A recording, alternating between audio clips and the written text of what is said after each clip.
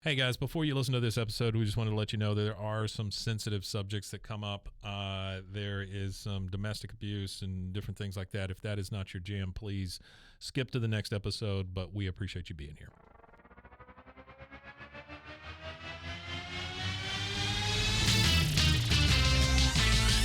Frozen, frozen, heroes. Gonna tell you about frozen, frozen, heroes. Gonna tell you about comic books, costumes, Facts, boots. and other stuff. In this week's issue, Into the Millar-Verse, Part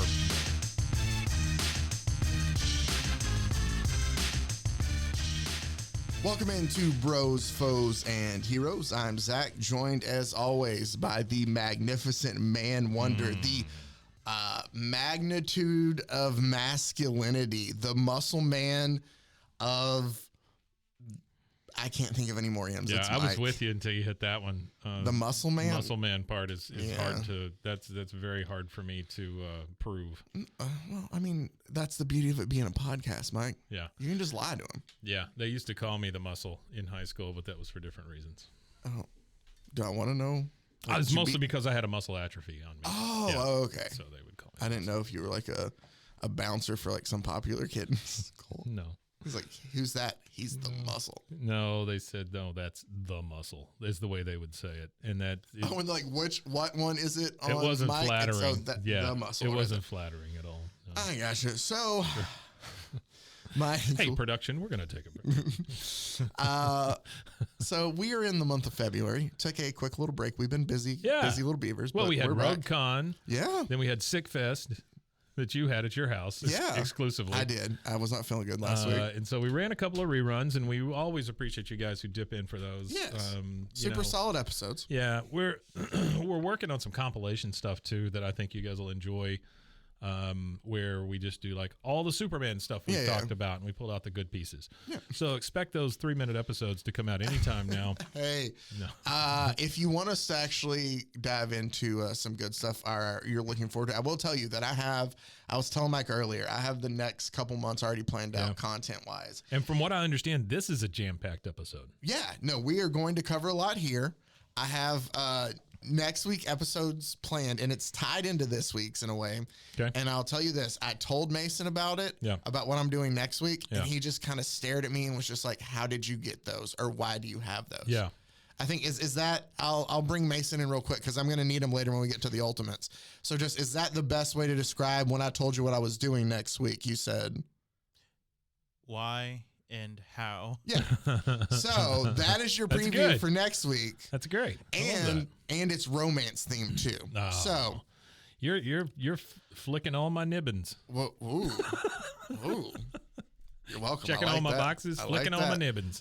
But I was going to say after that, we are going to dive into some really good stuff because Yeah. I would like to take a look at Frank Miller and what some would say is the decline and then maybe the back to of Frank Miller, mainly through Batman stories. And we're going to start with Dark Knight Returns. Very nice. Then what is it? Or just Dark Knight Rises again. What's the second one again? Strikes again. Thank you. Strikes Again. Strikes and then Again, and that's really Master it? Race. Yes. And then Master Race is the name of the third one. Yeah. And So then what about Golden Child? Is there a fourth one? That's the one with Eddie Technically, Murphy. Kinda, yeah. Let me double check Right. that. Okay. But so we're going to, Is that the one with Eddie Murphy? I thought that was Golden Child? coming to America. Golden Child's an Eddie Murphy Is that movie. I've never heard of the It's a movie good Golden one. Child. Really? Yeah. That shows you how I popular will tell that you, movie I was. told the story to somebody the other day. Eddie Murphy has to be my first foray, I would say, into stand-up comedy. Sure. At least to where I remember laughing so hard. My dad had The red suit. This is going to show you how old I am in a bit. My dad had a collection of cassettes, and one of them was Eddie Murphy's Delirious. Raw. Oh, Raw. Everybody likes to, Delirious is everybody's, but I had Raw. Raw's better. So I remember listening to that as like an 11, 12-year-old kid. Is Raw No. ice cream?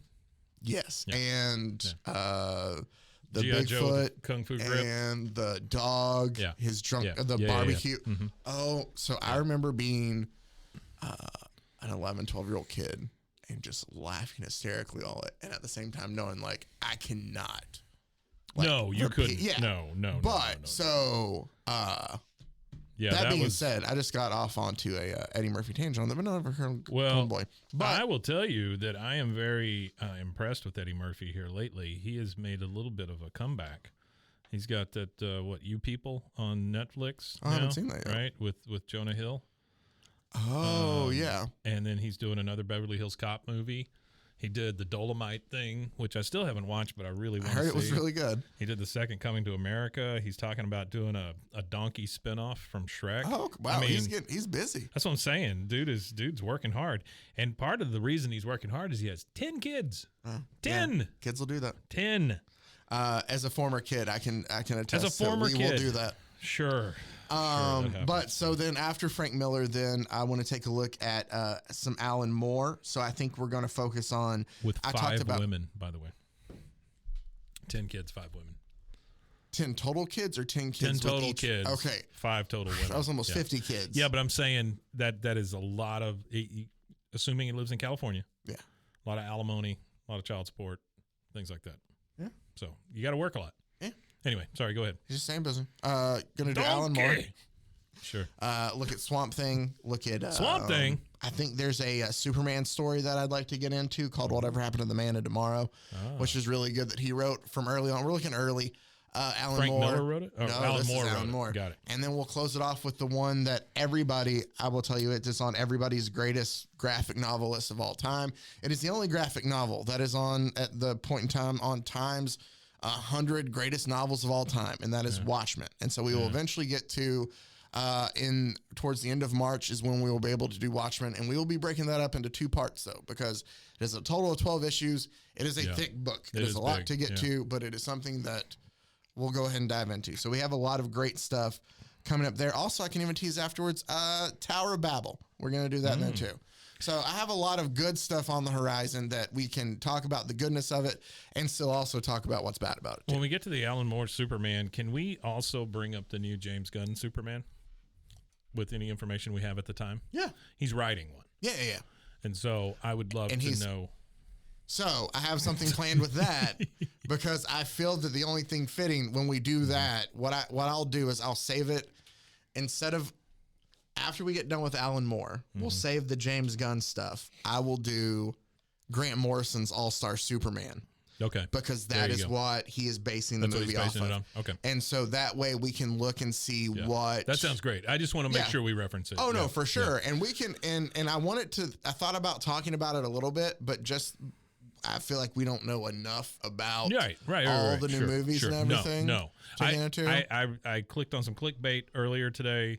It was like we know the first 2 stars of James Gunn's DC Empire or whatever. Well, number 1, it's Amanda Waller. Okay, got it. He confirmed it. Yeah, we knew that. Yeah. And then his brother is Weasel. Yeah. Well, shit. Okay, thanks a lot, clickbait. He's gonna be in everything. I read for 10 minutes and I know. So what I know is obviously just from things that he's put out himself on Twitter. Yeah. I know, or like pictures and things. So Superman's going to be based off, I would assume, he always sees his reading material as Grant Morrison's All-Star Superman, which of all the All-Star stuff that they did, we covered, speaking of Frank Miller and Batman, this isn't going to be our first foray into Frank Miller and Batman. It'll be the first time we've talked about something good in the Dark Knight Returns, but we covered, remember, All-Star Batman and Robin. I do remember where that. they painted everything in the green or the Green Lantern yellow. Didn't like it at all. Yeah, Batman was abusive. He locked Robin in the Batcave and made him eat rats. Nope. He was the goddamn Batman. Yes. 1 star. It's like 17 times we had to hear that. Yeah. But All-Star at the same time, All-Star Superman came out that Grant Morrison wrote that everybody loved. And,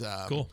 So that's why I season for that, and so we'll keep with that. You know, something is popular at DC when it's almost 20 years old and they keep reprinting it. Yeah, that's true. Hey, just real quick, also before we get into today's fair, I did watch Wakanda last night. Black Panther, Wakanda Still Forever. haven't seen it. You haven't seen it? No. Mason, have you seen it? Yeah, I saw it when it came out in theaters. What did you think, Mason? That was fun, you know. Not my favorite. I think a good send-off for Chadwick Boseman. Some stuff story-wise I wouldn't have done, but I think, you know, like overall a decent What picture. would you not have done? I don't want to get into that now. I need to watch it again. I remember liking it, not loving it. I appreciate that though. A guy who's like, I'm not gonna just fly off at the I hip. agree. As somebody who saw it last night and was on his phone an enormous amount throughout the movie, I can tell you that too many things in the movie. It's that Spider-Man 3 thing where you try to jam everybody into the same movie so that you can start a bunch of franchises or whatever. Both Spider-Man 3s, actually, but the Marvel one is better, a lot better. So, well, I'm talking Sam Raimi one. Yeah, That's what I'm okay. talking. Well, I thought you were original trying to Sam talk Raimi. about, well, technically, I guess, is that the second one? You mean Amazing Spider-Man 2 is what you're thinking about? Yeah, okay, so Yeah. I guess No, technically I'm it's the second thinking one, but you are Spider-Man 3. squeezing everybody Yeah. in there, but so, okay. Yeah. You know, and famously in Spider-Man 3, you've got Sandman, you've got Venom. you've got the Green Goblin, you've got Hobgoblin, everybody's in this damn thing, right? It's the Night of 1,000 Stars kind of thing, and none of it works. Sandman, anyway, in this one, no spoilers, but I'm going to tell you exactly what happens. I think I know what you're going to say, Mike. Well, you've got Wakanda, then you've got Namor, And you got Riri. all the stuff that goes with Namor, and then you got Ironheart. Yeah. All of it together. That's too many things. Yeah. There's too many things to focus on. So are we setting up something with Namor? And the entire, I think so. They haven't confirmed because remember, he's still owned by Universal. Oh, And the yeah. entire that. thing was basically a tribute to Chadwick Boseman, which is great. But the thing I couldn't get over, and this is going to sound super harsh when I say it, well, why didn't you just go with Michael B. Jordan? You'd still be making Black Panther movies. Like, he shows up in this flashback thing. Because he was killed in the first one. I know. That's why you can't. I understand. I'm just saying, I think he would have made, after seeing him in this flashback, I look at him and I'm like, oh shit, he would have been a good Black Panther also. Although, hear me out. With everything they have introduced in that world, bringing somebody back to life isn't necessarily that far-fetched. But this is not really a back to life kind of thing. yeah, no. But yeah, I got you. Yeah, that is the one thing I was afraid of, is that at some point we would see Chadwick Boseman. Am I saying that correctly? Chadwick Boseman. I would see him in CGI, and I'm just like, oh fuck that. I think Disney knew better. That's one of the things Disney knew better than to do that, because if they did that, no one would have liked that. Oh, God, So you can no. get away with it if someone's estate signed off on it, or like if I just don't care. I or don't if want like that. they were already filming and they just had to find a way to send them off. It's like me trying to watch the live action Lion King. I can't. I don't want to. I don't care. Or that all Uncanny CGI Valley? one or whatever. Yeah. I just can't. I just don't. I don't. Ugh. Everything. It was different than what happened in Rise of Skywalker with Carrie Fisher, because she died while they were filming that. Well, and plus they were and- making a Mary Poppins movie in space, and so oh yeah. she had to float. Oh, Anyway, I just don't. I don't know. Mary Poppins in space. I just feel like No, remember that's last Jedi, Mike. But yes, I know what you said. whatever, man. They all meld together at this point. Yeah. I don't really care anymore. But the issue is any of those CGI people. It's the same deal with Blue Water Smurfs. What's it called? Avatar. It's the same thing with them. I can't look at them and think they have a soul. Like, there's nothing behind those dead computerized eyes. Oh, man. All right. So I think we've right, done a go good ahead. job of running off Sorry. any new listeners we would have gotten in our just rambling of 8 minutes. But I don't even know how long it is, I'm guessing. So what I was going to do is I explained it a little bit, and I'm not going to dive fully into this. The topic of today's issue changed from what it was going to be. I thought I'd have a look into hey, who do I think would be the worst Valentine in the comic book universe? Let's focus on somebody everybody knows. I always think of memes. It's not all of, but I think of memes of Reed Richards just kind of seeming jerkish. And then obviously there's a infamous panel that I remember from Avengers 212, I believe. I could be off on my numbering. Anyway, it's when Hank Pym is Yellow Jacket, which is a whole thing in itself. Sure. And he accidentally strikes his wife. Well, I'll put accidentally nicely. And he's kind of been branded since then of being just like, wife beater, terrible kind of guy. Hank Pym, always the punching bag of the Marvel Universe, it felt like up until that time.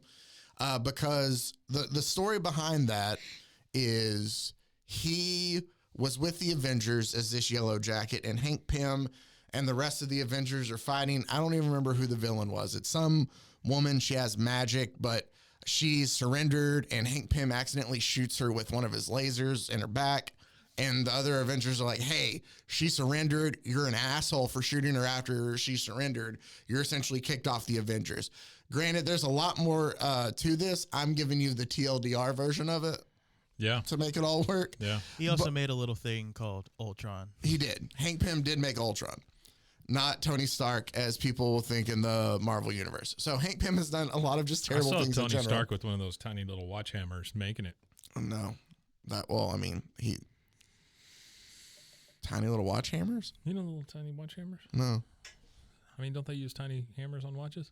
I mean, I assume that everything's tiny on watches. Anyway, so Sorry.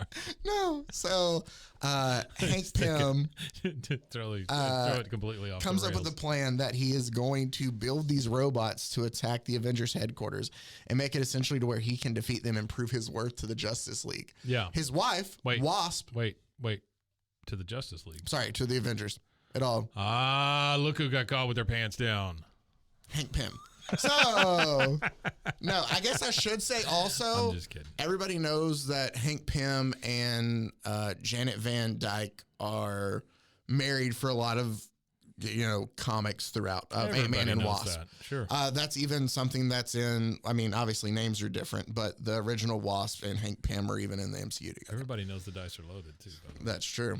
But that is not Hank's first wife. Hank actually was married before Janet and to a Hungarian woman who they went back to honeymoon over in Hungary, and he was worried about them being there. And she told him that, no, don't worry about it. I'm married to an American now. My father works for an American company. And lo and behold, that didn't work. And they killed his wife and they blew up the factory his father-in-law worked at. And that's part of the reason why he felt the need to fight crime.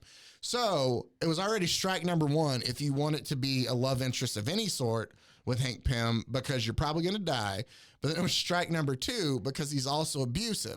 And I was like, it's easily Hank Pym. Like, Ant-Man's got to be.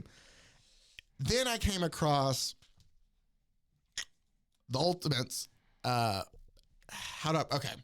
The best way to describe this before I get into it, and Mason, help me just at least fill in the explanation of the Ultimates as a whole if I miss anything here. I don't remember the year exactly, but at the time, Marvel kind of wanted to create a point for new readers to jump in. And so they created this Ultimate Universe. So there was Ultimate Spider-Man, like everybody had like an Ultimate title. The Ultimates in this Ultimate Universe is essentially the Avengers. The Avengers are called the Ultimates. Correct? I'm correct so far in all this, right? Yeah, they wanted something, like you said, for new people, and something they didn't want to name it the Avengers again because Avengers is still ongoing on the shelves. Exactly. So they want to be able to continue the continuity that they have, but also start a new place. If you've never read comics before and in a place to jump in, just start with the Ultimates. So the Ultimate Universe is known for a lot of things. The Ultimates, I feel like in general, with what we're about to cover and some couple other things, are really well known, especially then Ultimatum, kind of, which was to close it all out.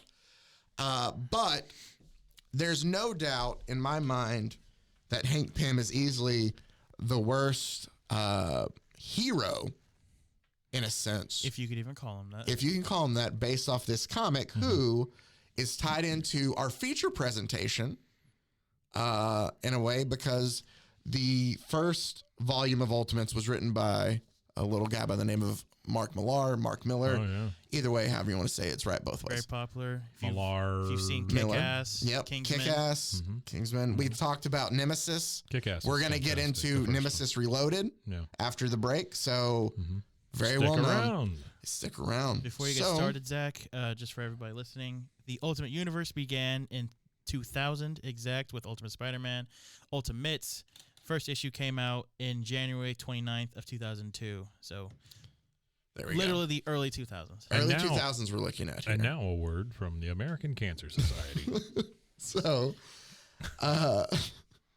what we have here is the depiction of one of the worst things I've ever seen a hero do in any comic. Oh. And it made me go from, hey, we'll make a whole episode about Hank Pym, because another thing I didn't even touch on is when Hank Pym's a scientist, messed around with Pym particles, messed around with some other kind of chemicals. He creates an alter ego that convinces himself that he's killed himself. It's a whole big thing. And he becomes Yellow Jacket instead of Ant-Man. Anyway, he kidnaps. Okay, give me 1 second. Yeah, Okay. I'm telling it's comics, Mike. That's why I'm just trying to gloss through some of it. It's Chinatown, Jake. So I'm Spoiler alert. I'm just asking this question. Hank Pym Yes. is Ant-Man as we know it in the Marvel universe. No. Okay. Hank Pym is the old dude that used to be in Yes. every movie. If you watch the movies, He's the Hank guy- Pym is Michael Douglas. Michael Douglas. Thank you from Romancing the Bone. Yes. The Stone Oh, Stone. I'm sorry. It was a different movie I watched. There is a with Chandler's mom. porn version of it called Romancing the Bone. Oh. Okay, so I'm just making sure that I'm keeping all of this No, okay, clear in my head. let me clear he this is up. the original scientist that I messed with the Pym realize- particles. yes. He's the one that introduces the quantum realm. Yes, I to realize that I everything. have not done a good explanation of this. No. Here's the thing. Comic book folks, y'all all know what you're saying to each other. Yeah. Right? And I get Well, that. but that's the thing is I don't mean to confuse non-comic book folks. No. That's why I'm clearing this up because Okay. I am representing the 7 people out there that are listening that Okay. really want to know. I got you. Wait, who is which? So- and so Hank Pym. Plus, let me. the Pym continuity is just a mess. Too, Yeah, so. and that's That what is that's true. what I'm gathering from this, right? It's all- So what's the guy's name who's Ant-Man now? Scott Lang. No, Paul Rudd. Yeah, Scott Lang is he's the actual Ant-Man Yeah. now. There's also Eric O'Grady is one, but Eric O'Grady just likes to sit on people's showers and scheme But on people. but I'm thinking if we're thinking of it concurrently, right now, it's him as Ant-Man, it's his ex-wife as Mekhi Phifer or Michelle Macaca. Pfeiffer? Macaca. Mekhi Phifer is That's was in the sound- Othello and in It's the sound a 8 parrot Mile makes and- when no oh one's my around. goodness. Macaca. Michelle Pfeiffer. Michelle Pfeiffer. Is that who it is? That No, plays- that's Hank Pym's original wife, right? yeah. Who are you asking? I'm asking who becomes or Wasp. Okay, It's so this his is where wife, right, or ex-wife, It's his daughter in the daughter, same in thing. the movies, it's his Hank daughter. Pym's daughter. Alabama, same thing. Yeah, Hank Pym's daughter is Wasp in the movies. Sure. In the comics, We just lost the whole state. we did. Okay, in the comics, let's do this. Ant-Man. Yeah. I looked again. I planned a whole episode. Sure, and then sure. I decided I not. get it. Yeah. And go. then decided not to do it. Yeah. After I read this because I did not want the whole episode to be super okay. heavy. Okay. All right. So, but no. But so Ant-Man all starts essentially. I haven't read his origin and tells to astonish. Hank Pym is a scientist. He creates this liquid that shrinks things. He's able to shrink a desk. His logical thought is, next thing I have to do is obviously just test it on a human. He shrinks himself. Now known as Mountain Dew. Yeah, he doesn't know what to do. He's attacked by ants, but one ant helps fight the other ones off. He rides this ant up to his laboratory, is able to get his regrowth serum, and he's like, nope, never mind, I'm done with this. So That's his origin story. So it's Honey I Shrunk the Kids 2, but Electric Boogaloo, yes. with superheroes. Yes. Yes. Okay. So that's Got Ant-Man's it. origin. Then he creates a helmet so Honey, he can I talk shrunk to them. myself. And he creates Pym particles later that help him able to grow big. Right. Get grow in and small. out of this transition. Another thing you need to know, He learns his just body. in case you don't know, Right. in some instances, Goes to a lot of health classes. yes, when he's small, Ant-Man. When he's very big, not Ant-Man anymore. He's Big Man. He is Giant Man. Giant Man. Giant Man. Okay. I was so far So- off with Big Man. But that is why this says Giant Man versus the Wasp. Oh. Because when he's big, he's known as Giant Man. When he's small, he's known as Ant-Man. Just wait. Well, we're not there yet. So, Okay. yeah. Just conjures up some bad Oh, images in my oh, head. it's not- it's okay. not- All right. Let's go. Just throw them out of the way because it's going to be worse. So, we know, though, that the Hank Pym character, unfortunately, I can tell you, though, that Is this Marvel. as bad as Peter Parker given what's-her-face cancer? Yeah. It's Okay. way worse. All right. It's way worse. Okay. All right. And this is a hero, Go for by it. the way, in this Sure. universe. Sure. But before I do that, Ant-Man, the slap that happened, like Janet shows the rest of the Avengers, and they for sure kick him out after all of this. Right. Because he admits his plan of like, I was just trying to get back in the And Avengers. this is Hank Pym. This that is did Hank this. Pym still. Got it. Sure. We're just focusing Got on it. comic Okay. on Michael Douglas. Yep. Michael Douglas is the asshole Thank in you. all this. I appreciate Not that. actual Michael Douglas, Yep. just theoretical Michael Douglas you in our don't know story. him. Though Maybe he is. most characters he plays are assholes. That is true. So maybe, But and the funny thing about that is well, I say the funny thing is Jim Shooter, who was the writer at the time, who ended up later becoming the head of Marvel, wrote in a blog post a while back on his website that when he was writing it, he had it that he threw his arms up in frustration at something else. She had gone into like comfort him, and it was supposed to be a complete accident. Yeah. He's like, the guy who wrote, or who was the artist at the time, was taught that you always go for the emotion that gets the strongest reaction. So reading his instructions of that, he thought, no, it meant more if he. So it wasn't even supposed to be like that, but it branded Hank Pym that. And I will say that even though it wasn't supposed to be, it led to how he's depicted some in here. Okay. But let's get into, so the Ultimates is the Avengers in the Ultimate Universe. Okay. This is early 2000s. This is Mark Millar writing this story. What we have is what we've seen up to this point, and this is where I'm going to need Mason to help me out because I focus mainly on the Ant-Man / Giant Man stuff in this. Giant Man. But I know that they're attempting to put the group together, I guess, in some. Yeah, the first 6 issues are them recruiting everybody. It starts with Ultimate Iron Man, which Ultimate Iron Man is a full-on drunk. Yes. They recruit Hank Pym and his girlfriend Janet Van Dyne, who is secretly a mutant in this continuity. It's not her shrinking. It's she's actually full mutant. And we'll get into that part too. Okay. Yes. Okay. In Ultimate Universe, mutants have it really bad. Yeah. And then they find Captain America. Like, think of X-Men. Remember how you always think of how mutants are always treating it, like turn it up, like everybody hates mutants kind of thing. All right. Magneto makes things actively worse. Yeah. And then they also try to recruit Thor, who in this first volume of Ultimates, it's a toss-up whether or not, because they were trying to modernize everything, they toss it up whether or not Thor is actually like the god of thunder or just a really strong guy with a hammer. Gotcha. And then they have Bruce Banner, the Hulk, where this ultimate version of the Hulk is they keep him gray, and they really play on the aspect of he can't control it. When he turns angry, he does become Gray Hulk, but Hulk is really, really stupid and really, really violent. When he hulks out, a lot of people will die. Yeah. I have always been a proponent of the ultra violent Hulk. Also, Thor is an quote unquote eco-terrorist. That is true. Oh, okay. All right. I'm with you there. I like that. And we know that if you want about the smart Hulk. If you want violence, though, Mark Millar's your guy. You're going to get that. All right, let's go. We're about to see. So that is essentially how the team is. There's a giant battle in New York that they have to capture. Gray Hulk has kind of gone crazy, and they have to capture him and kind of limit the damage that's being done there. 300 people die. Yeah, 300. He humiliates Ant-Man there. Okay. Or as Giant Man, not Ant-Man, remember, big. As Giant Man, Hulk easily takes care of him. Yeah. There's, for some reason, Janet is we will say Hank has always been a jealous type too. And Janet, when she doesn't feel like she's getting attention, a lot of writers have written her to be a flirt in a lot of ways. Oh, okay. All right. That's known there too. Okay. So he's humiliated. They eventually capture Hulk, all that. The team is... This looks very much like an 80s movie poster on the front. It does. Yeah. I'm going to skip through the story part because we're here just to focus on Ant-Man. But I'll at least let you kind of see this is pictures of them and the rebuild of, all the aftermath of the battle that they've had. By the way.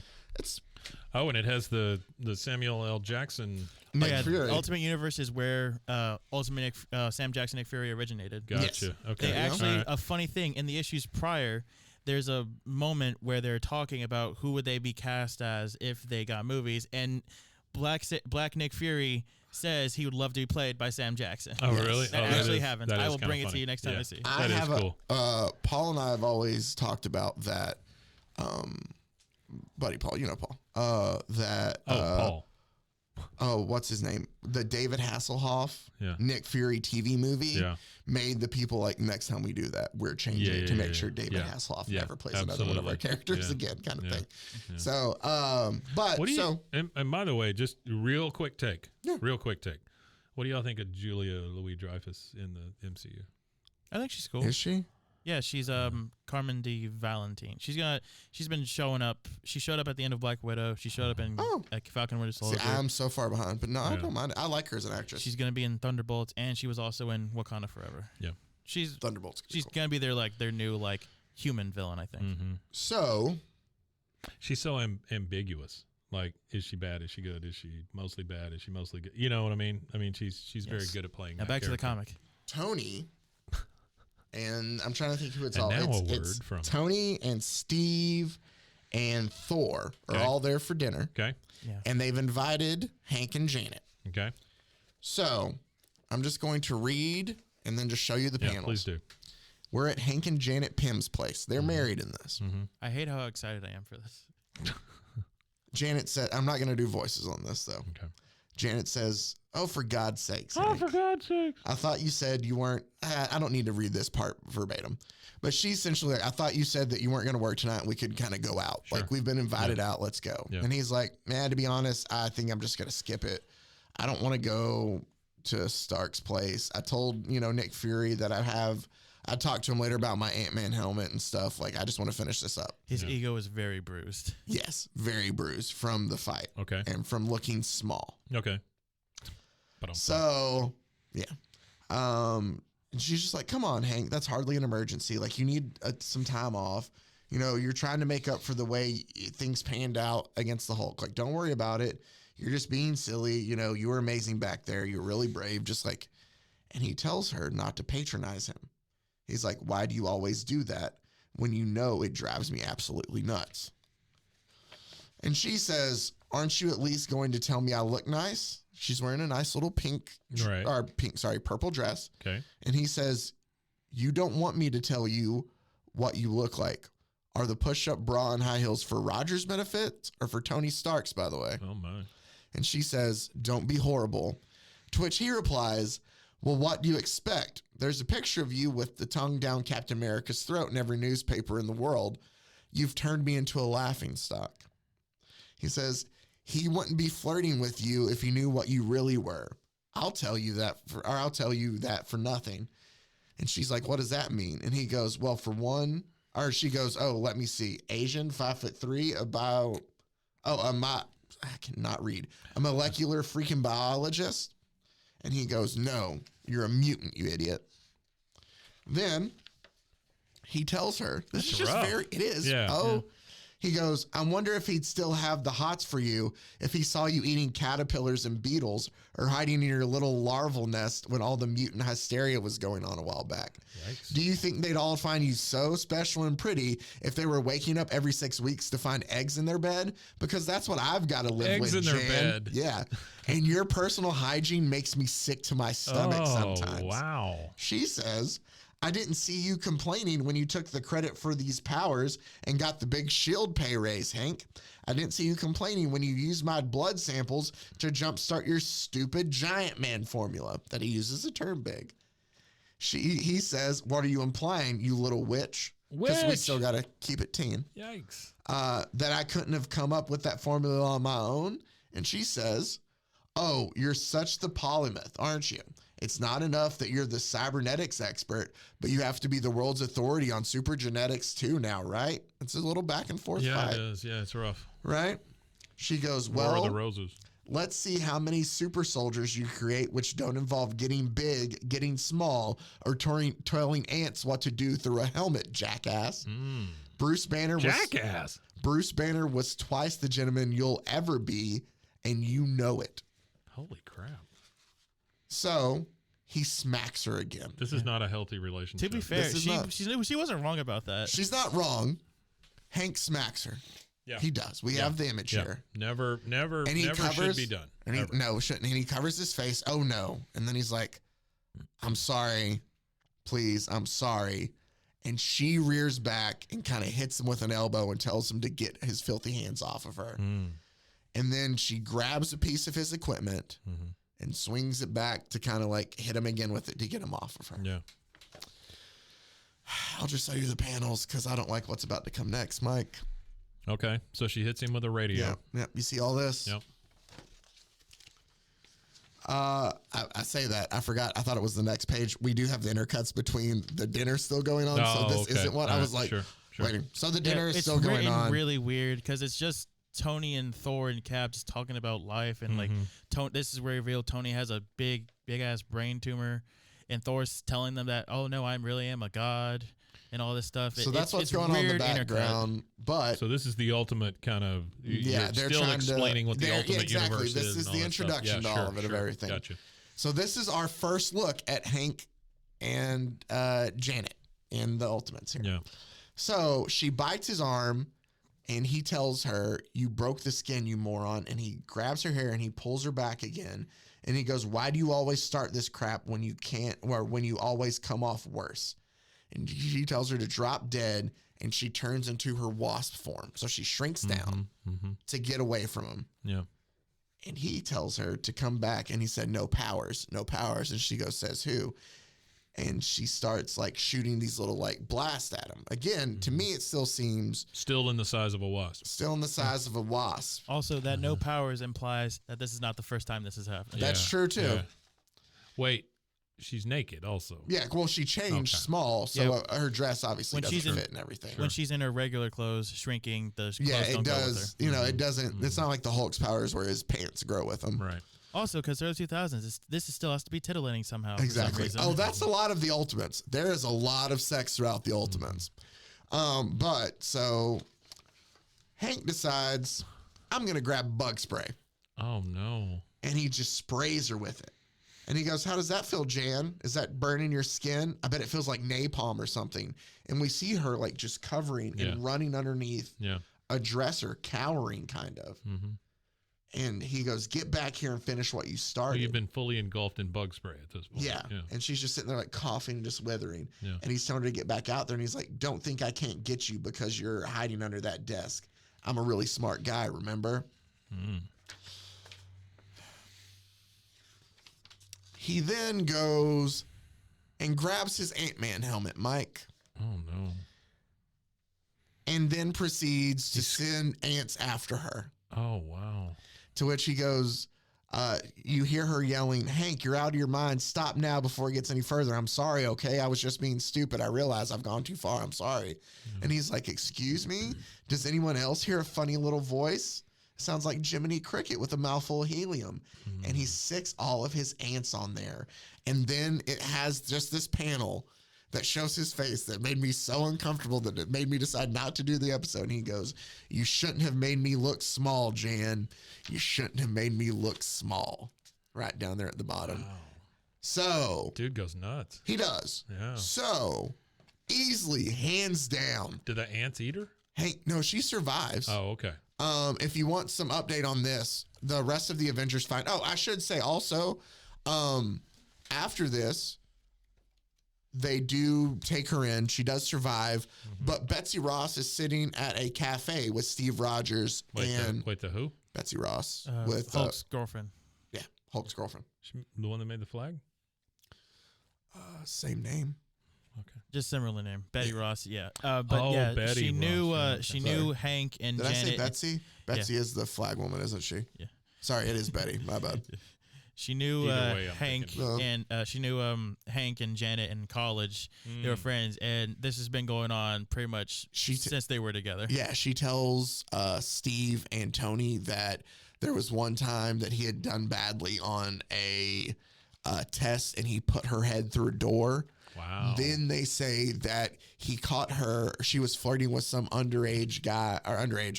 underclassman at a party they were at. Yeah. And he punched her in the face so hard that it split the roof of her mouth. Yikes. I read that and I was like, I don't want to do a whole episode about Hank Pym and Ant-Man then. Blame you. So if it makes you feel any better, after Steve finds that out, he goes and royally hands Hank Pym his shit. he does. Really? He does. He hunts him down and he beats him up. But then when Steve goes and visits, Janet afterwards, she's real pissed about it. She's upset because she's like, now you've just kind of ruined my marriage even more. Sure. It's a whole messed up thing. I will, just to put a bow on part of the Ultimates for now, because we are going to come back to this. Volume 3, I'll just tease this. Mason, what is Volume 3 of the Ultimates known for? Ultimates 3 is where it's revealed. So there is an Ultimate version of Scarlet Witch and Quicksilver, who is, are twins. Right. And in Ultimate X-Men, it's revealed that Pietro really likes his sister, but she kind of brushes it off. Oh, no. But then in Ultimates 3, a couple years later, when different writers take over, Yep. you guys can figure out where this story is going. Yep. Oh, that's yucky. She reciprocated Incest, the feeling. baby. Yuck. From insects to incest. Yeah, Yep. there you go. There we So go. that's going to put a wrap on. Well, also, Wolverine's their father for some reason. Maybe. No, for real. Wolverine might be their dad. Yeah. Okay. He slept with their mom, but then, that's it. She was with It's weird. It's Ultimate really Universe. weird. I don't Again, love we will get to it at some point in time. I was just trying to show how big of an asshole Hank Pym was. Yeah. And he doesn't really get any better. No, and that's the thing is the thing that's weird to me about that is in comics is you can have a character that other people it's a shared character in a way, which is really weird about comics, but also really cool, is because you have different writers at different times. Yeah. So certain runs are great, certain runs are bad. Sure. But then sometimes you have runs back to back that just grow the character and make it so great. But it's just. But some of them are filler, like you were talking about earlier. Basically, but it's a comic filler. It is, but the thing in the main line, Hank Pym really has never, and probably never will, and maybe shouldn't, left. I'm trying to say he hasn't lived past this. They will always remember that. Yeah, and that's the thing is it's weird to me is how other writers in this instance have just completely ruined a character. Yeah. I think that's why you had to have a Scott Lang created, or even somebody else to play Ant-Man. Yeah. Because some just reprimand that they couldn't get back from. That? Yeah. So, worst Valentine in the Marvel universe, in any comic book universe, has to be Hank Pym.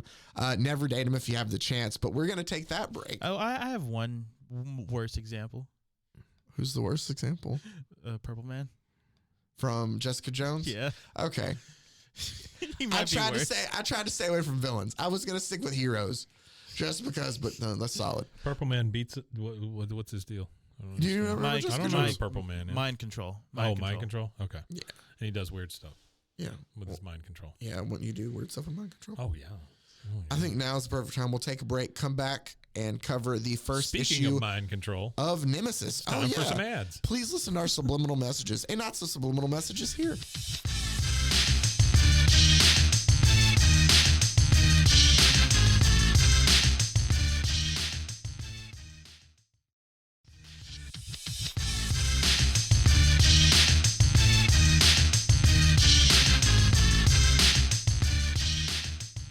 And welcome back. I don't know why I came in with so much pep there. Hey, welcome back, everybody. Yeah, welcome back. Oh, I had this Welcome gift. back to Smooth And Hits I of the haven't even 90s. given it to you yet. Uh-oh, I got a gift. Yeah, I got so I was out comic book shopping the other day.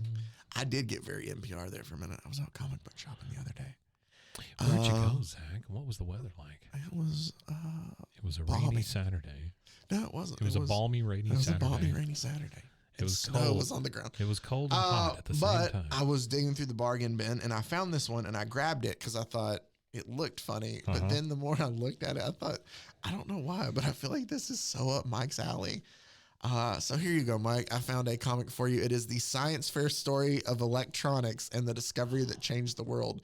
Compliments of Radio Shack. I don't know if you could have heard that gasp that I just had, but it was totally unplanned. Yeah. Compliments of Radio Shack. And the beauty on the My back is I God. found out, I'm going to have to find this series now, is there's apparently a series with Superman and the T1 Whiz Kids. And it's like a group that uses just... Well, it's the Computer Masters of Metropolis. Sorry, that's what Don't it you was. know? Yeah. So I might have to hunt that series This down one's at some all point about in time. America's space shuttle. It is. So I also bought... Why did you hand me this? It's for you. Yeah, I know, but we got to get through another comic book. Oh, here. Then Yeah, no, I'm going to put this over here. I don't want anybody else touching it. No, you're fine. But I also got Thank you, Zach. just a This is very random nice of pack you. that doesn't have any covers on any of the stuff, but it's got old. freaking history in the back of Yeah, it. Okay, it's I got to put that down. It's got All old right, okay. Western stories and What's a there's Mayflower at some point? yeah, and there's You one. know- It's like the comic book biography of Ben Franklin. So This I is- have those there for randomly whenever we want to get to them. The science fair story of electronics, the discovery that changed the world. I don't know. I just felt like it was up your alley. Oh, it is very much so up my alley. So- I love branded stuff that makes no sense. Yes. So You ever come across a Kool-Aid Man comic? They're There out has there. to be some No, they're Kool-Aid out- Man yeah, stuff, they're out right? there. Yeah. I feel like we've talked about it before. but Oh, they're yeah. out. So, real quick. Or McDonald Land.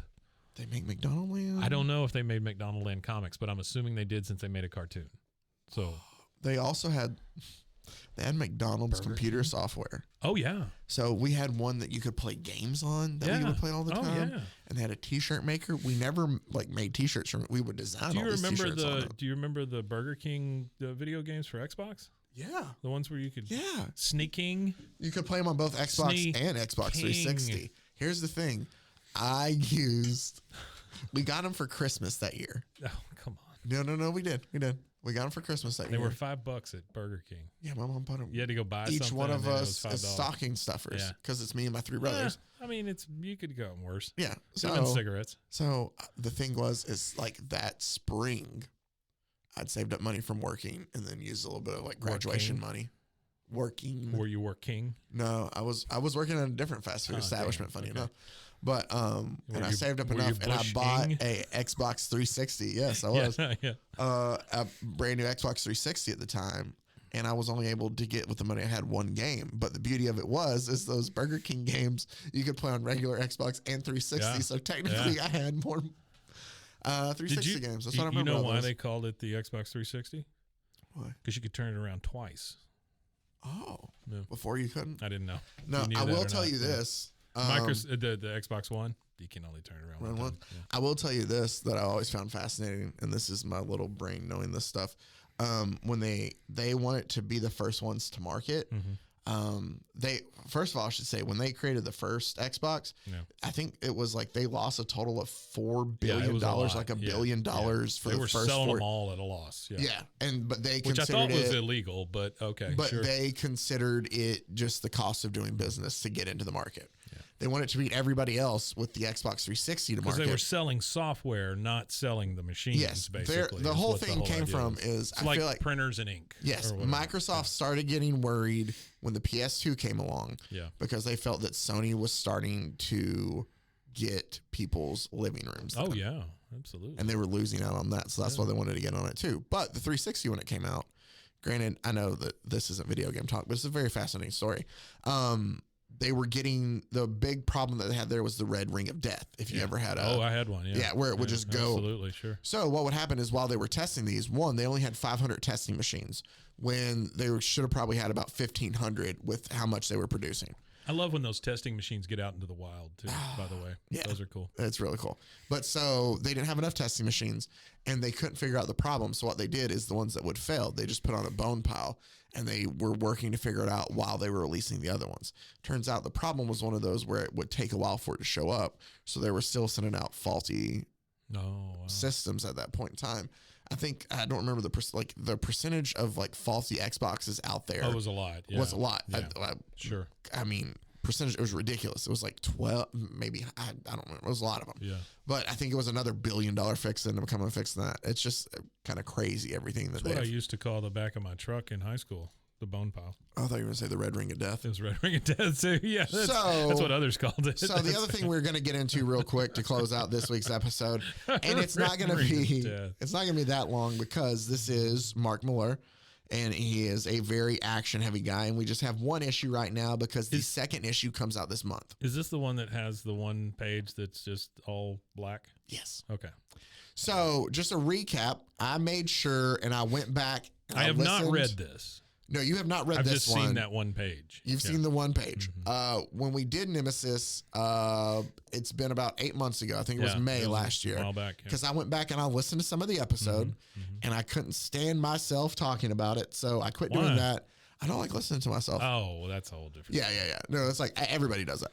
I did realize I gave up that. on that a long time ago. Good. So, but I wanted to go ahead and I kind of re-brushed up on it to give a re-synopsis of Yeah, please. everything that happened with Yeah, Nemesis. yeah. Nemesis 1, this really doesn't matter because I don't think they're connected at all. But just in case, I'll just remind you because I did notice something. So Nemesis 1, What was it? How many episodes? I mean, how 4 many issues. It was 4 issues. Okay. We found out it's essentially the gimmick is This is Joker. Image. Yes, this Okay. is Image. Right. If Joker had all of Batman's resources, Right. it's a supervillain. that just has unlimited resources. He wreaks havoc in Tokyo. He decides, we find out that he likes to pick different chiefs of police and involve himself in these like cat and mouse type games with them throughout. And so that's what the first series was a battle between him and the DC chief of police, Blake Morrow. A lot of crazy stuff happened there. And I know I said it last episode, and I'll say it again before we get in this part, but it's kind of too late. Including bomb abortions. Yes, that's the thing, is he kidnapped Morrow's kids and had artificially inseminated his daughter with the son's semen. That's a great story. And then booby-trapped her uterus that if they tried to abort the kids, it could collapse and kill the gay son, by the way. Yeah, the gay son. You had to throw that in there too. Have to throw that in there. Let's not forget, Mark Millar also loves to do stuff, I feel, to do shocking stuff just for the sake of shock, and it's not always great. Yeah. That Feels being a one of little them. Lobo-ish.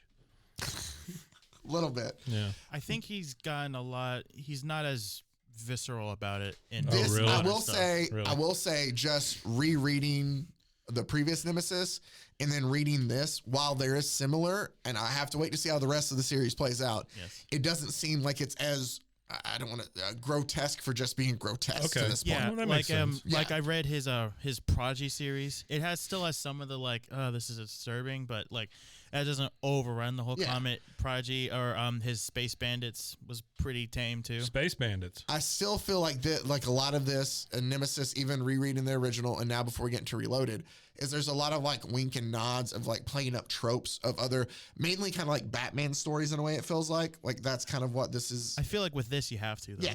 So, and I get it, and some of it's funny, and some of it just feels like it's a bit too on the nose or a bit too much. Sure. In the previous ones, but.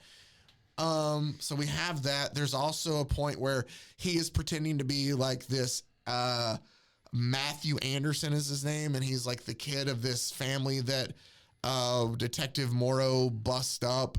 And so it's supposed to be this whole revenge story, but then we find out that no, he wasn't really that guy. He was just some rich asshole who was bored. Yeah, and that was the part that really killed me. And Morrow kills Nemesis at the end. We got to the end of this whole thing, and it was just such a letdown. Only for him to go on vacation with his wife, and you get to see, like, he's finally made it through all the crap that Nemesis put him through. He killed Nemesis. He and his wife are on vacation with their sons there and their son's boyfriend. Their daughter's there with the 3 triplets that she gave birth to that they adopted. But still, it's kind of like they're trying to be a good, happy family. They're on vacation to get away from everything. And the series closes with a note being delivered to them while they're having dinner, basically telling them, like, you know, I'm really proud of what all you did, of, you know, keeping the kids, of stepping aside and, you know, letting all your political gain kind of go away and focusing more on your family and, like, all this stuff. And he basically tells him that I run this company that creates these supervillains. Right. And so we find out that there is no connection at all to any of it. He gets a letter from this guy who runs the company of supervillains, and he apparently is like, you know, hey, I'm glad you kept, you know, all the yada yada yada. Just tell your family, if anybody you love, to stay away from LA. And that's how it closes. Oh, we're never going to target you again. All that kind of stuff. Yeah, you didn't really stop anything, but you're safe. Yeah, but you're safe. Then goes and he's delivered like the most expensive bottle of wine there. And he asks him, like, is the guy here who delivered it? And he's like, that's the funny thing. That bottle and that letter has been there since I've been here. And that was 10 years ago. Which going back and thinking about it, and I didn't listen to the end of our episode, I find it very strange that he knew that she was going to have triplets 10 years ago. Yeah, that's like, there's a lot of things that don't necessarily make sense, their continuity. Yeah. But it was a great story to tell with just not a satisfying payoff at all. Yeah. But I still think we had fun going over the book. So I thought, obviously, when they finally announced that they were going to do Nemesis Reloaded, we would have to do it. Why wouldn't we? I was going to wait and do it all once it came out together, but I figured that with the tie-in to next week's issue, because I'll go ahead and let you know right now. I told you we have something romance planned, and I kind of teased it a bit. Mark Millar's the writer for the romance comic next week. Oh, too. nice. So wait, are we? When are we getting? Okay, are these the ones with the real people on the front of them? That's what I thought. Okay. Yes. All right. Yes. Yes, Okay. it is. Okay. I remember. You Yeah, do. yeah, I you saved pulled- it until yeah, now. those are Oh, I great. feel so creepy. They're in my car right now.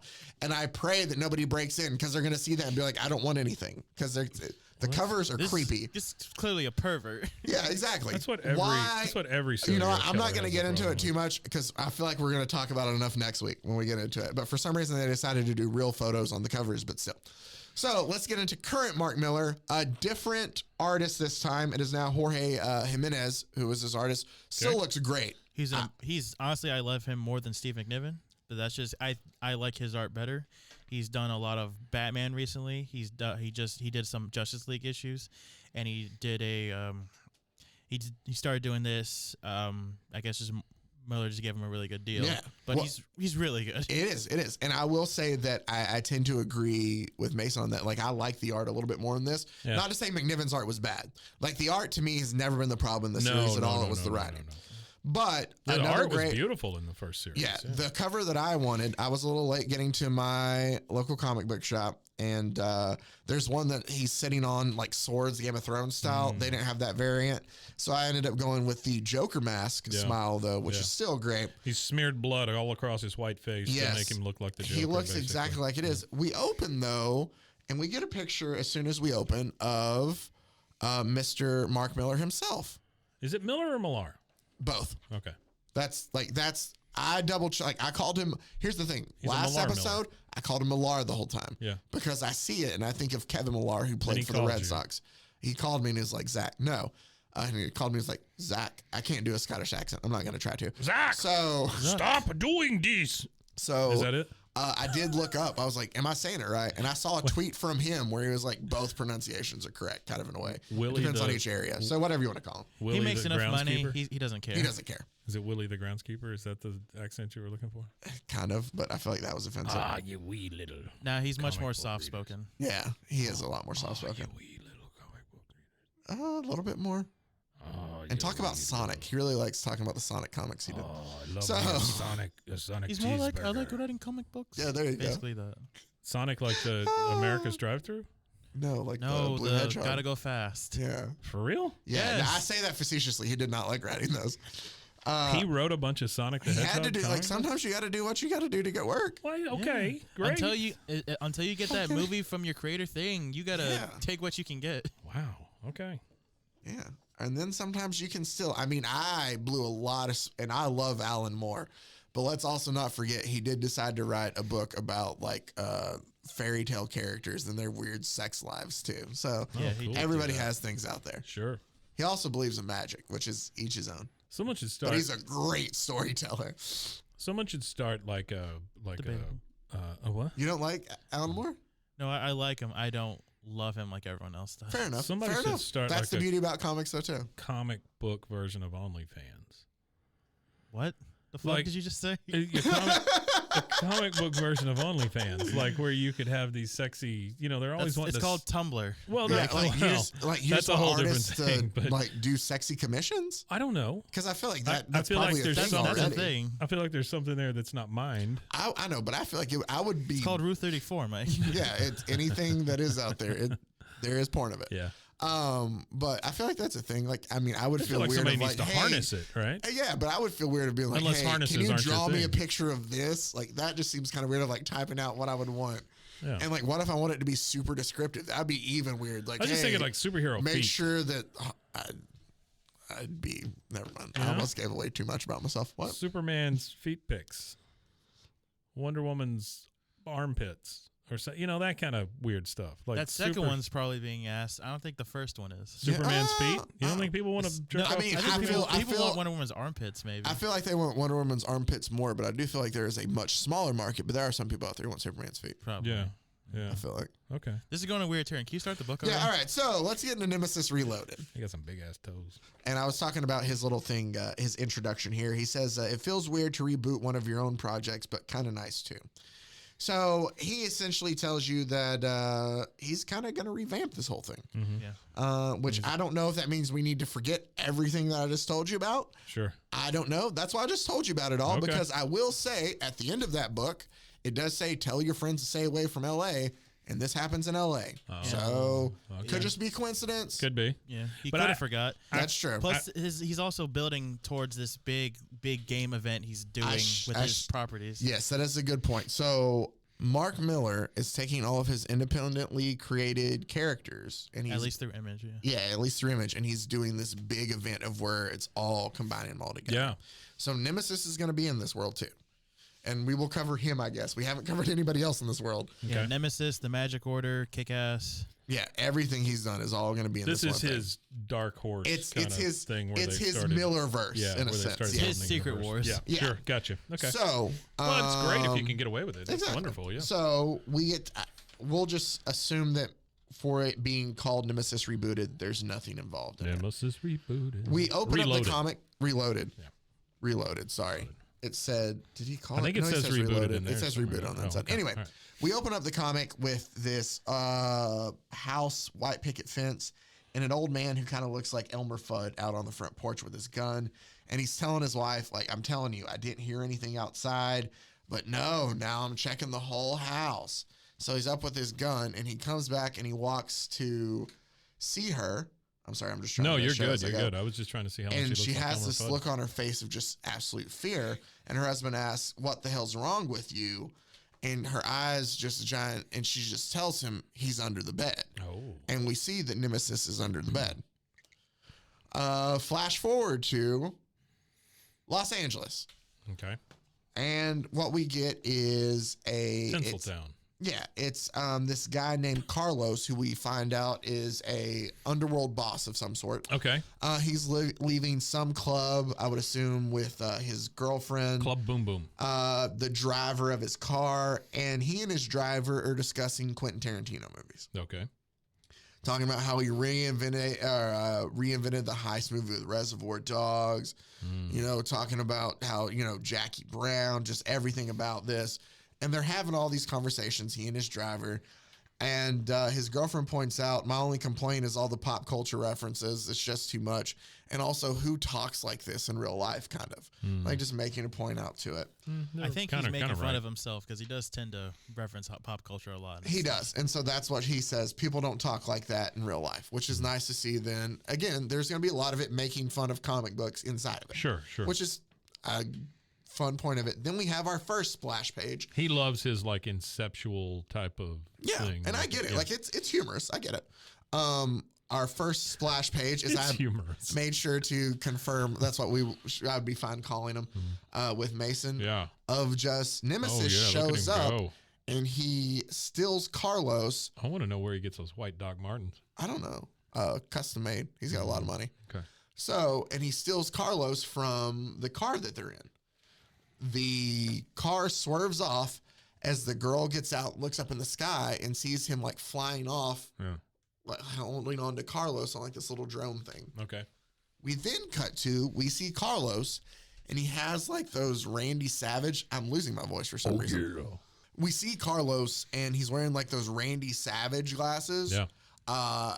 And he's like, oh, where am I? What am I? What is this? What's happening?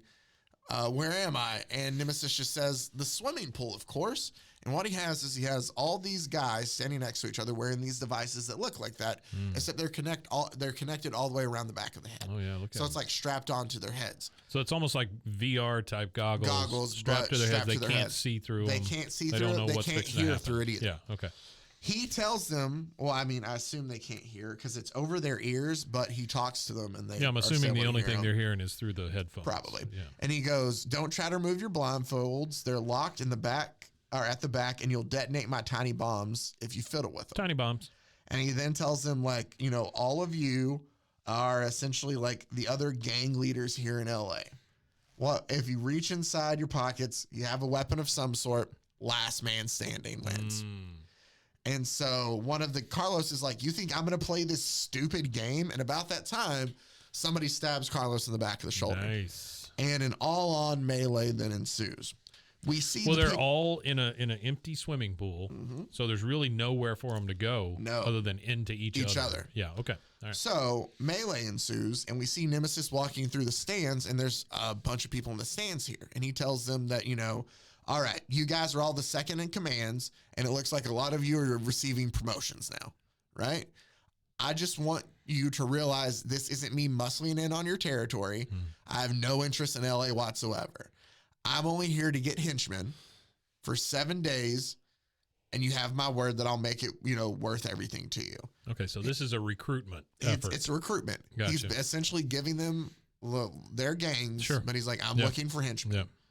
And he's like, we're looking at lean times ahead. The new mayor that you guys just elected is gonna, trying to start all these problems for you. I'll promise you, I'll bury him next to your old bosses. Wow. And he's like, any objections? And of course, No. seeing all the melee that's going on, nobody says anything. But not only that, they get the gangs now.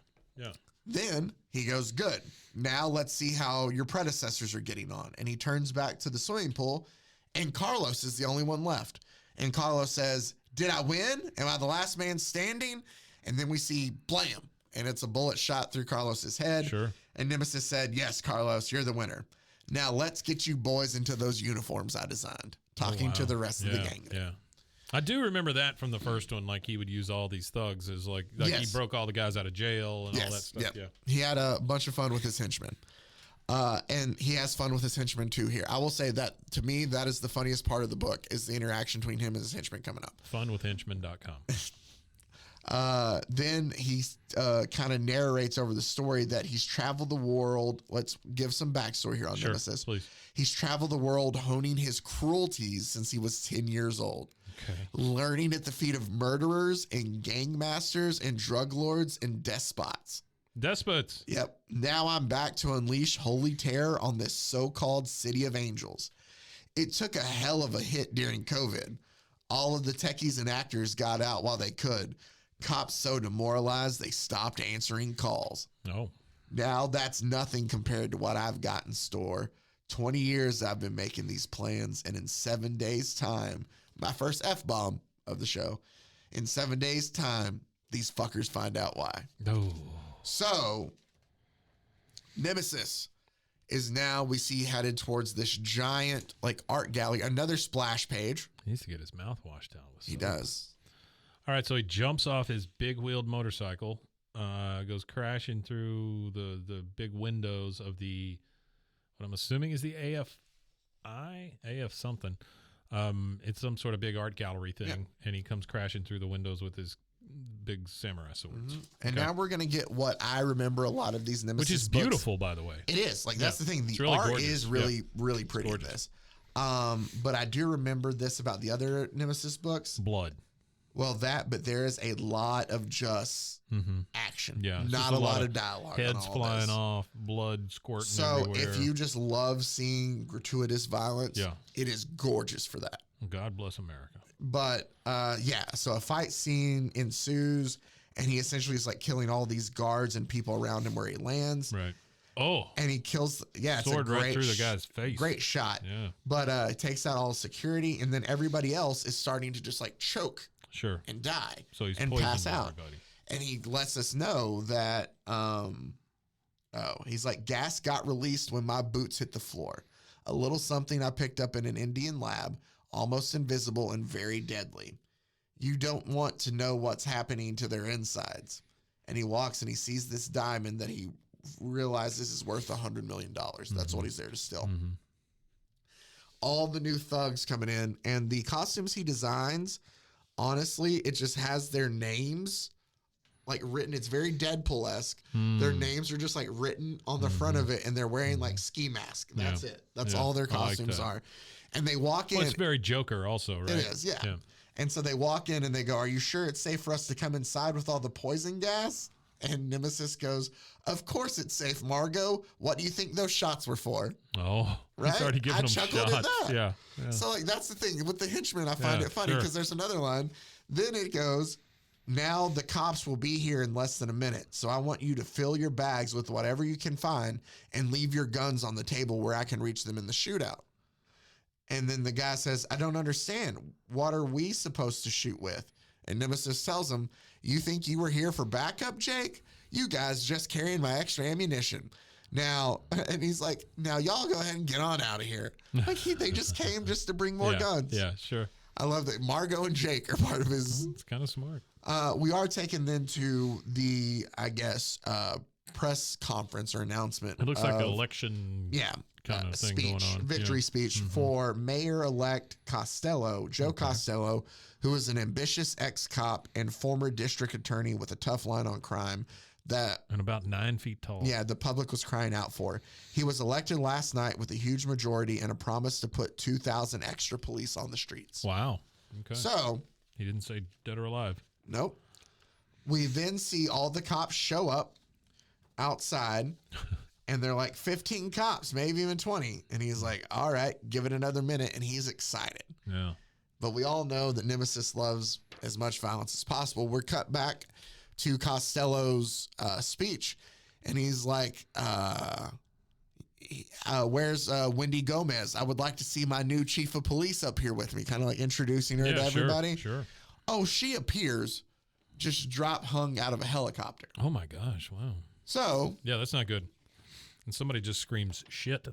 Then we get Mike's favorite page. It's my favorite panel. This is a high art at its finest right here. The entire page is black. It is an all black page, and at the bottom it just says, hello, children. In like a little speech bubble. And a little speech bubble. Yeah. But how expensive do you think this page was to print? It's pretty expensive, right? Honestly, yeah. So I get what they did here with the lights off kind of thing, because that's what it's supposed to represent.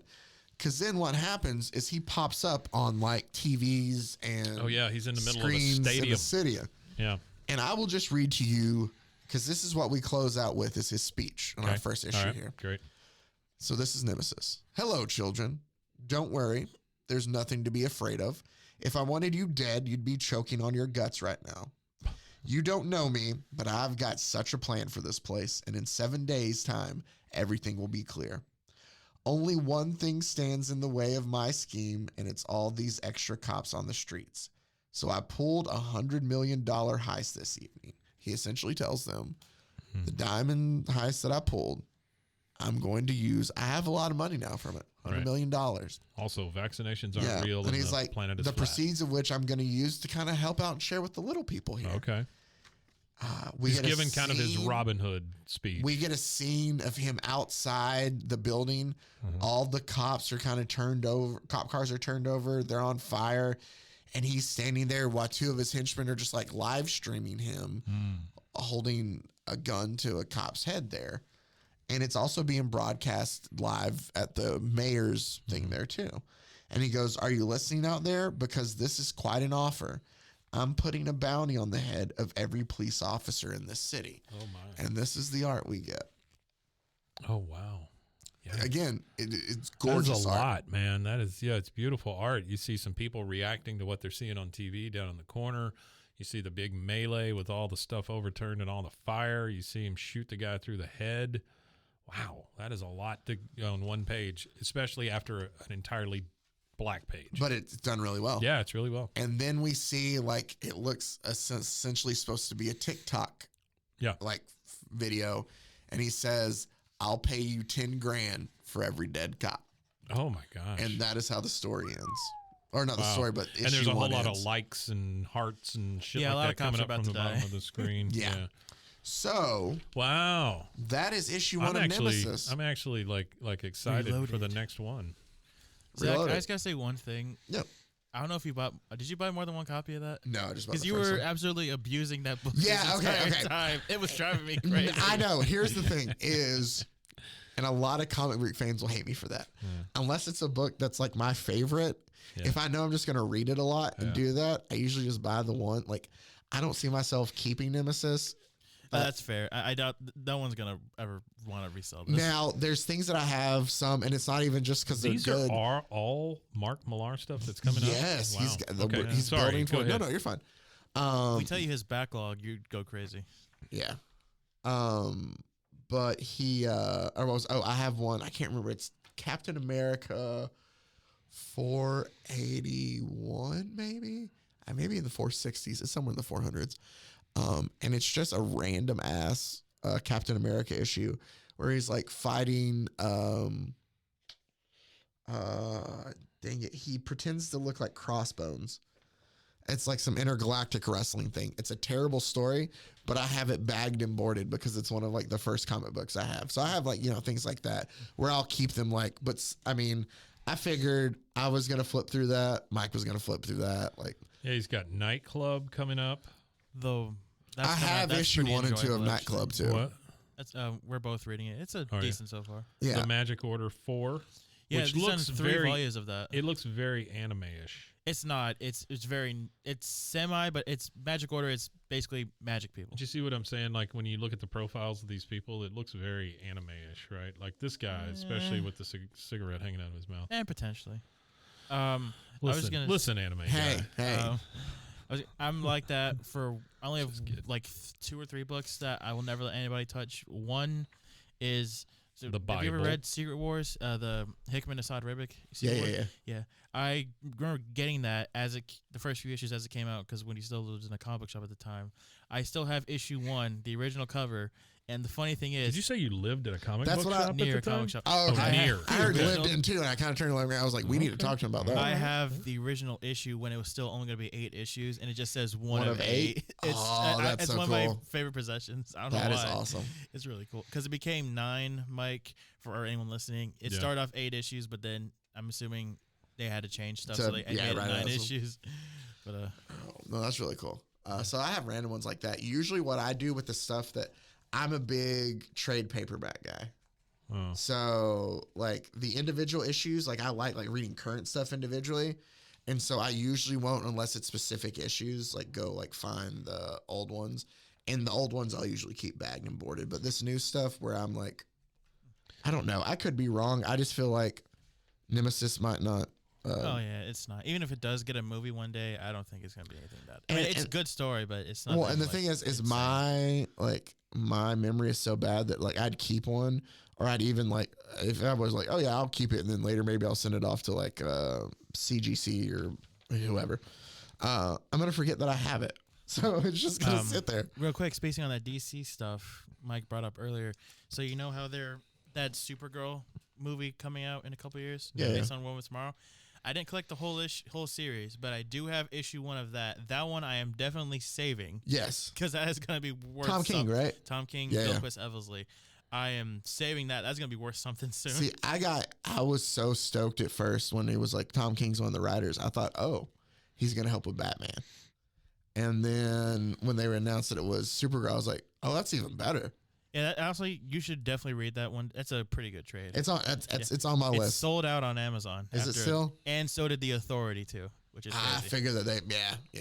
The Authority doesn't shock me that much because I doubt they had that many prints, but that's crazy that they sold out that fast. Oh, and the Authority, they're focusing on who did Transmetropolitan? Warren Ellis and yeah, they're- Brian Hitch's run. Yeah, they're focusing on like you said, Warren Ellis for the Authority. Are they doing like Creature Commandos too? Was that another That's one? the first thing they announced. Was Creature Creature Commandos with Frankenstein, Bride of Frankenstein, Weasel, and others who I sadly forget. I mean, I'm more excited. We're gonna end this soon. Sorry. No. My favorite out of all the announcements, surprisingly, is Swamp Thing. Though the one thing that disappoints me is, and I've read bits of it, and I know Alan Moore's stuff is amazing. I know this. I would rather the latest Ram V, and Mike Perkins thing to be based on the movie, but I know it's going to be Alan Moore. Was that the Black Label stuff they did? Oh, it wasn't a Black Label. It was a full-on. It was originally going to be only 8 issues, but then it became. Is the door unlocked? I guess the door's unlocked. It became a full-on 16 issues. It was just really good. If you ever get a chance to read that. Yeah, no, that's on my list. So that will be, Mike, a tie-in that we can do in the upcoming weeks too, along with All-Star Superman, is we will have book 1. That's what we're going to cover, the Saga of the Swamp Thing, which is essentially what they're going to base the Swamp Thing stuff off to in James Gunn. You know, while y'all were talking comic books, I took a look inside this science fair story of electronics, the discovery that changed the world. Yeah. First page is called A Time to Be Proud, and it is about the space shuttle. Guess which one it's about? 1981. It's about Columbia. Yeah. Yeah, so it's about the one that exploded in 86, right? Columbia is the one that exploded No, the in 86. Challenger was. Challenger was the one, that's right, okay. Columbia is the one that exploded in 2003 or whatever, right? Do they rename? Do they use the same Challenger in 86 and Columbia in 2003. Which killed a total of 14 astronauts. So that one eventually? So what's crazy is this comic book. So I'm sorry, this is going to get a little heavy, but what's crazy is this is from This whole episode's been heavy. fall, winter 81 to spring 82, right? And they're talking about Colombia. And Colombia is the one that blew up in 2003.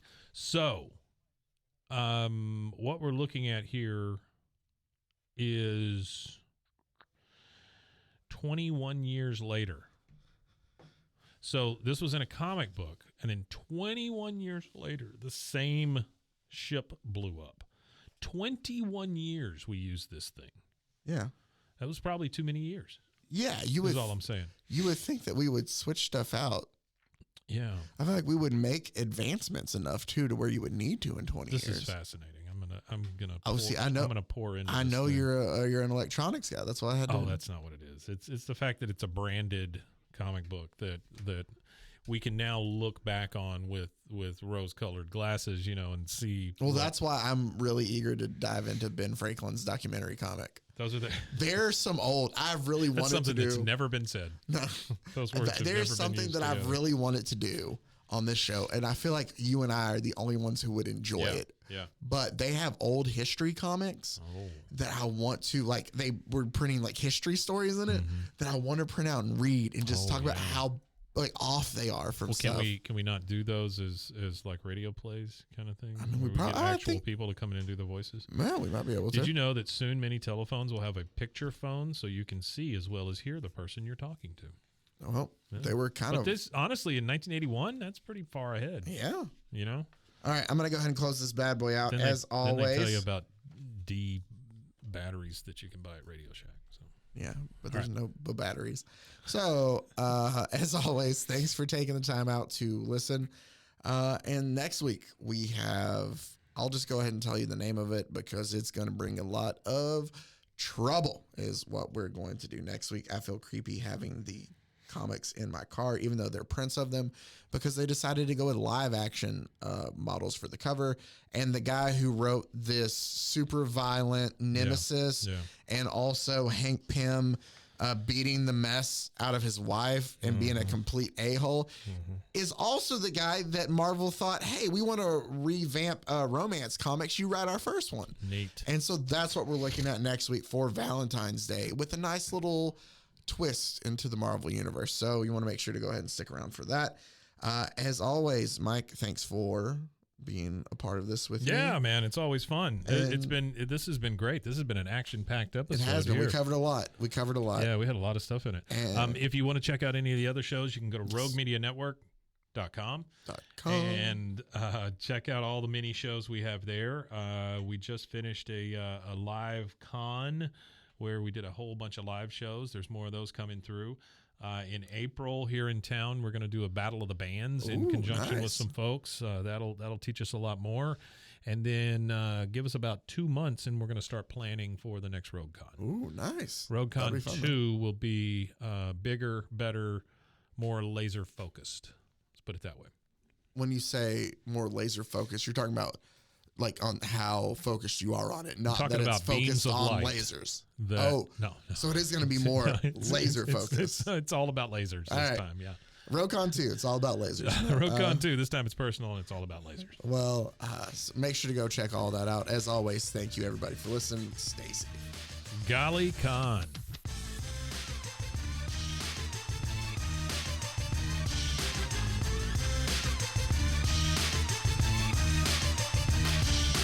Pros and heroes. Gonna tell you about pros and heroes. Gonna tell you about.